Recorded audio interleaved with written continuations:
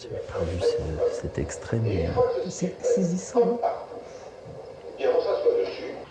Bah, finalement, on se dit qu'on a enfin réussi à obtenir la vérité. C'est que les experts de l'AFCET à l'époque étaient totalement liés directement au lobby de la téléphonie mobile et que l'expertise qui faisait ressortir une certaine unanimité de façade, laissant supposer qu'il n'y avait absolument aucun risque, était totalement dictée et sous l'influence des opérateurs de la téléphonie mobile.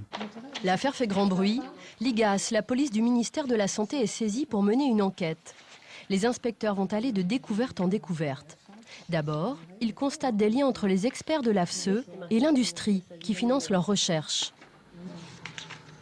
Là, par exemple, René Decèze, son laboratoire a été financé par Bouygues Télécom et Envoi TDF, Lagroix, France Télécom, Alcatel, Bouygues Télécom. Même Martinours, France Télécom, Bouygues et SFR. L'un d'entre eux est même un ancien salarié d'Alcatel, constructeur de téléphones. Et enfin Bernard Verret, membre du conseil scientifique de Bouygues Télécom. Bon, ça, c'est énorme.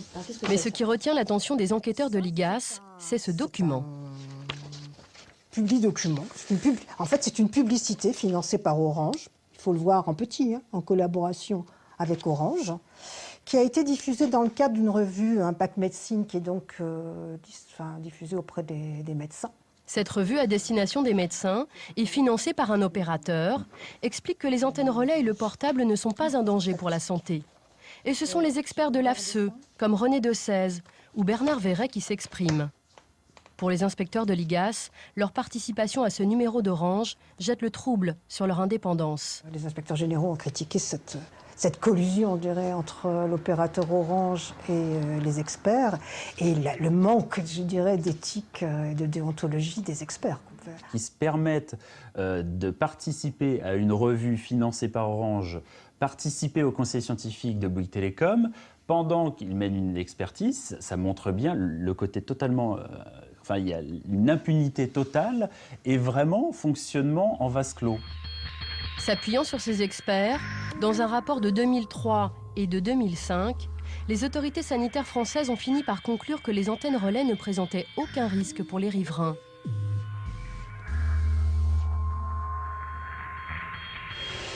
Pourtant, ici à Tassin-la-Demi-Lune dans le Rhône, la justice en a décidé tout autrement. Cet après-midi, des techniciens démantèlent un pylône alors que les antennes relais émettaient parfaitement dans les normes. C'est Florence Lagouge, appareil photo à la main, qui est à l'origine de la plainte. C'est un moment historique, là. Oui, c'est un moment qu'on attendait depuis longtemps. Cette antenne relais Bouygues Télécom disparaît de son paysage après 5 ans de combats acharnés. C'était une étape de notre vie et vraiment on a lutté contre cette antenne. On a eu la chance d'avoir ce qu'on voulait aujourd'hui, qu'elle se démonte. Mais ça n'a pas été gagné d'avance et ça a été un dur combat. Et tous les riverains d'antenne peuvent vous le dire. C'est pas facile et c'est vraiment une violation de sa propriété que d'avoir ça qui s'installe à proximité de chez soi. Ils en sont où, là? Ça y est, ils l'ont posé. Ses voisins avaient négocié avec l'opérateur l'installation du pylône dans leur jardin contre rémunération. Selon nos estimations, un emplacement d'antenne relais peut se louer annuellement entre 3 000 et 40 000 euros en fonction de la rareté des sites et de la densité urbaine aux alentours.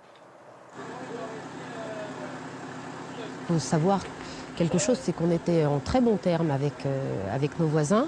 Et ce qu'on a trouvé un petit peu fort, c'est qu'ils ne nous ont absolument pas prévenus.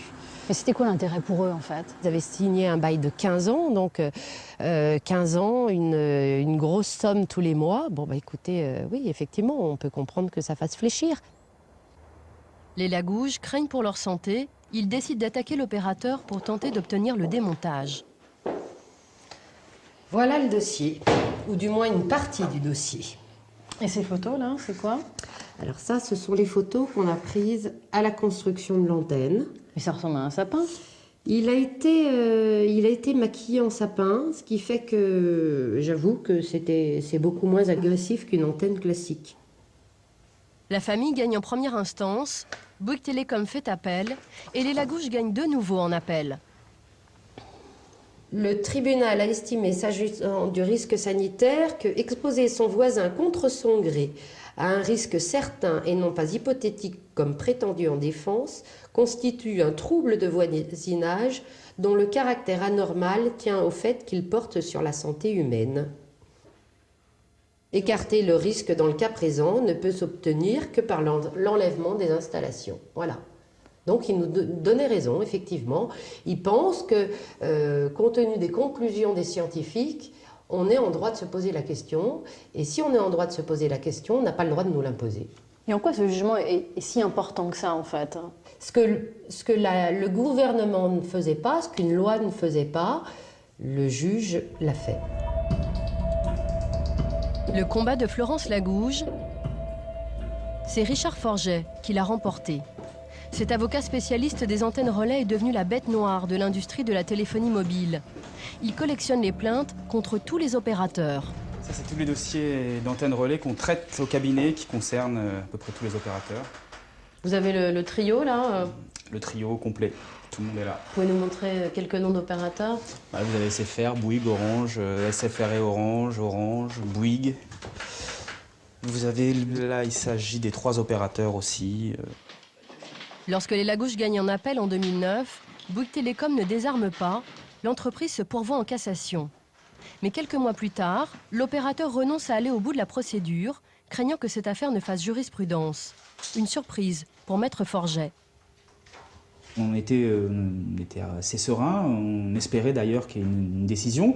Et 1 an après, Bouygues, sans réellement s'expliquer, va se désister de ce pourvoi. Donc en fait, ils ont préféré perdre sur un dossier avec un démontage d'antenne que prendre le risque qu'il y ait plusieurs démontages d'antennes si par exemple vous gagnez en cassation et que ça faisait jurisprudence. C'était ça leur crainte. Oui, je pense que c'était ça leur crainte. Bon, encore une fois, je n'ai pas pu lire les échanges de mes confrères avec leurs clients, mais je pense que c'est ça qui a dû prévaloir. Il faut savoir qu'installer une antenne, c'est très compliqué.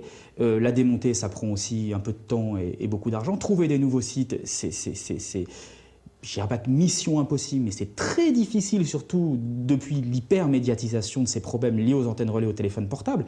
Donc, bien évidemment, ils n'ont pas envie que tout cela se répande comme une traînée de poudre sur tout le territoire et qu'on compte les antennes les unes après les autres qui seraient démontées.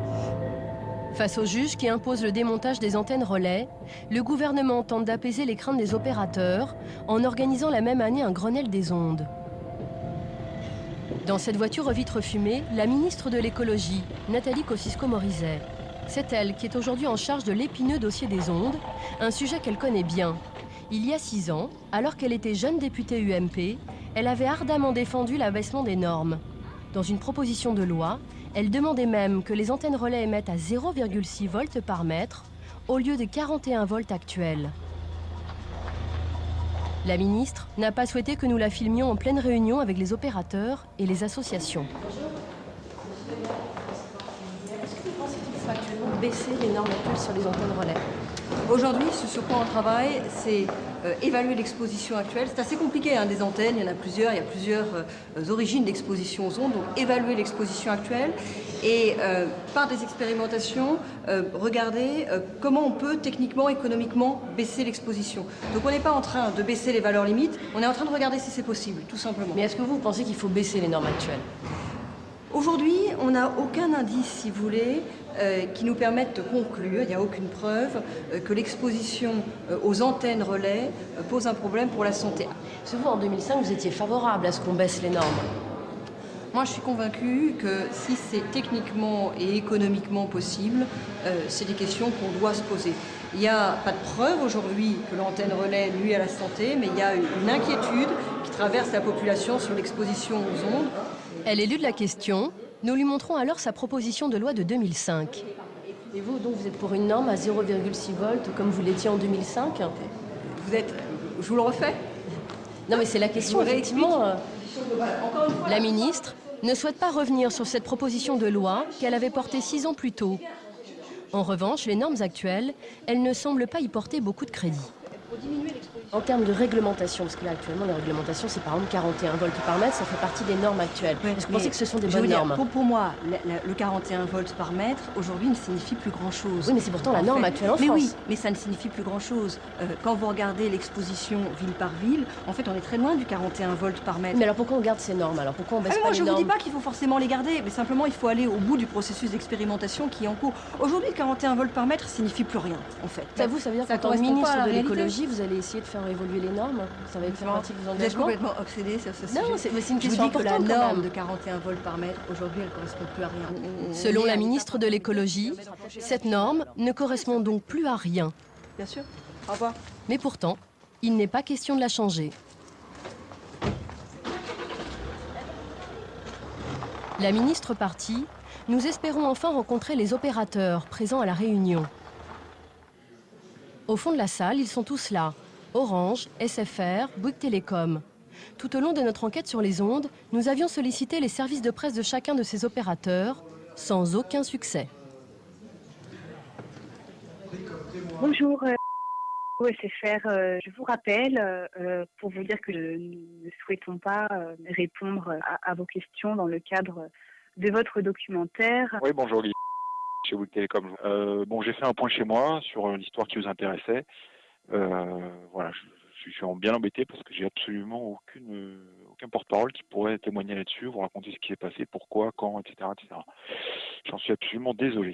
Pouvoir faire des images avec Orange, ça c'est pas possible en fait? Non, pas particulièrement. Non, c'est pas un sujet sur lequel on tient. Enfin non. Nous ne donnons pas suite aux demandes d'interview. D'accord, mais pour quelle raison en fait? C'est très étrange. Ben non, parce que c'est pas très étrange. C'est un sujet qui est hautement polémique. Nous tentons une dernière fois d'interviewer les opérateurs. Messieurs, est-ce qu'on peut vous poser quelques questions? Jean-Marie. Ah, c'est vous qui êtes désigné, les autres ne veulent pas parler? Comment? Impossible décidément d'approcher les leaders de la téléphonie mobile. Ils refusent toute interview. Ils ont un représentant commun à tous les opérateurs, chargé de communiquer à leur place. Il s'appelle Jean-Marie d'Anjou et il semble très satisfait de la nouvelle position de la ministre de l'écologie. Est-ce qu'on peut baisser les normes? Parce que finalement, on voit les Il n'y a pas lieu de baisser la norme, la ministre l'a dit d'entrée de jeu, parce que ces normes sont des normes fixées au niveau international par l'Organisation mondiale de la santé. Elles assurent la sécurité sanitaire des riverains. On est dans une question d'acceptabilité sociale. Mais vous, en tant que représentant des opérateurs, cette position-là, effectivement, la norme, qui est une norme OMS, n'a pas lieu d'être modifiée. Pour Étienne Sandrier de l'association Robin des Toits, le revirement de la ministre est une grosse déception. On est loin du compte et je sais pas, il semble qu'elle ait une petite amnésie quand même sur sa proposition de loi, parce que là il y a des gens qui disent le 06 c'est pas fondé, c'était quand même la position de la ministre, le 06. Elle a sorti une proposition de loi sur ce fameux 06. Mais aujourd'hui la ministre de l'écologie, elle dit plus forcément ça en fait. La ministre de l'écologie, on peut dire que pour le moment sa position elle est mobile. Elle n'est pas vraiment dans la santé publique. Les normes évolueront-elles un jour? Connaîtra-t-on l'impact réel du Wi-Fi, du micro-ondes, du téléphone portable et des antennes relais sur la santé des hommes, dans ce monde de plus en plus chargé d'ondes?